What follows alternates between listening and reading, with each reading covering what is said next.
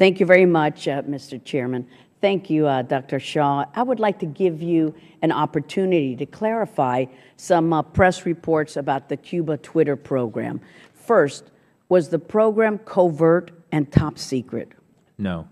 Second, does USAID implement similar programs aimed at increasing the free flow of information throughout the world in closed societies?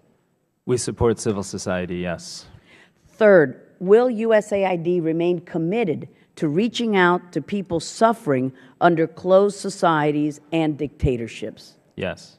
Thank you, Dr. Shaw. So, contrary to what the media have reported, the democracy programs for Cuba are transparent. They are open. The Cuba Democracy Program, with its $20 million price tag, in fact, is one of the most scrutinized programs in our foreign aid portfolio.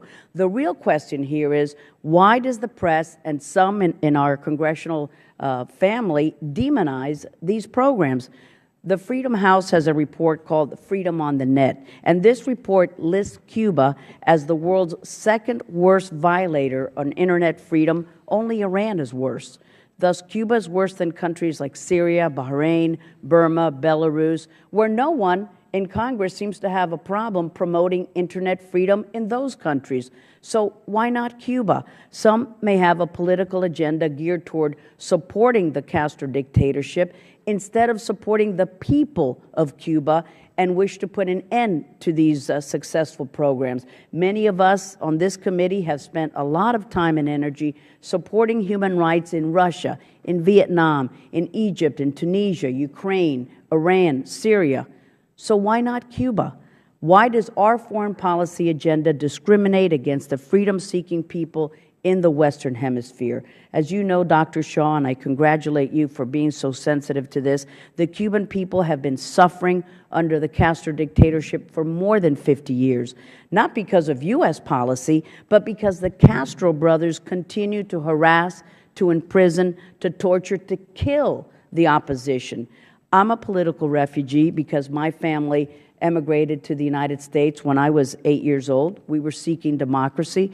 And I remember driving through Havana and my father telling me, duck down, because gunshots were being fired all around us. And my dear friend, Albio Sierras, he was 11 years old when his family came here from Cuba, and he can also share some of these heartbreaking stories. But these tragedies continue today in the daily lives of the people of Cuba.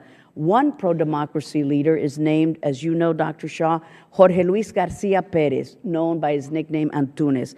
He was in Castro's jail over 17 years. Now that he is freed from one jail to a bigger jail that is Cuba, he continues to fight for democracy and for respect for human rights. In fact, just 2 months ago, Antunes risked his life and went on a hunger strike with no food and no liquids. Why? All for the sake of freedom. Berta Soler, another human rights advocate, she's a leader of an organization called Las Damas de Blanco, the Ladies in White. These brave women are comprised of the moms, the sisters, the friends, the relatives of political prisoners, and they march every Sunday in peace to Mass, wearing all white, calling for freedom. They march in peace, Mr. Chairman, as you know, with the gladiolos in their hands. You've spoken about them. And these women are met with violence, their beatings, imprisonment. These pro-democracy advocates are the faces of the people that you, under your leadership in USAID, has been trying to help with these programs. Thank you for that, Dr. Shaw. And U.S. citizen Alan Gross, as we know, is on his 5th year of being unjustly incarcerated in Cuba and has begun a hunger strike. According to the Cuban Commission for Human Rights and National Reconciliation, there were over 1,000 arbitrary and politically motivated arrests in Cuba just 2 months ago, in February. In 1 month, over 1,000 arrests. Does this sound like paradise? If this was happening in any other country in the world, the U.S. would be engaged. So why should Cuba be an exception? There's no independent press in Cuba. There's complete control over the Cuban airwaves and programming on television and the press to promote the political propaganda spewed by this dictatorship. That is why our State Department, and that's why you, Dr. Shaw, with USAID democracy programs in Cuba, are so important to offer the other side of the story, the side that promotes American values, God-given values like freedom, justice, and liberty.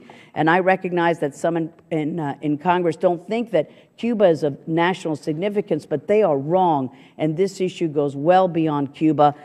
This issue that we're debating, Mr. Chairman, is whether or not USAID should be taking steps to promote human rights, the rule of law, and democratic governance throughout the world, and I say yes.